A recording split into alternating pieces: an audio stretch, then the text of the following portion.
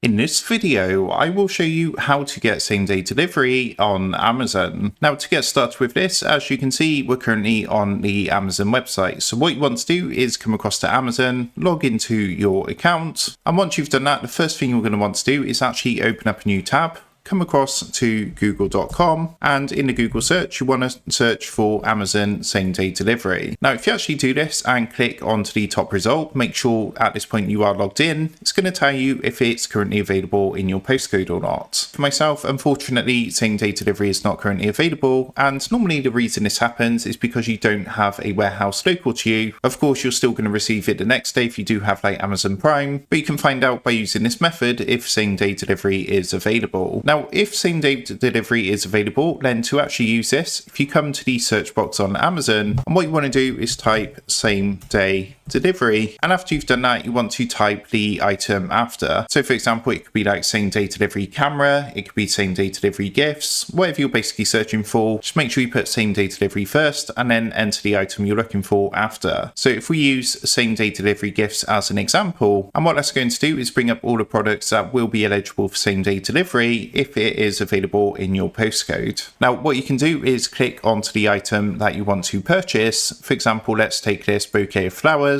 and if same-day delivery is available, you're going to see this on the delivery information on the right hand side. So that is how to get same-day delivery on Amazon. With that being said, I hope this quick tutorial did help you out today, and if this did help you out, I would really appreciate it if you was to consider dropping down below the video, leaving a like, and also subscribing to the channel. With that being said, I just want to take a minute, thank you guys for watching this quick tutorial, and I will see you in the next video.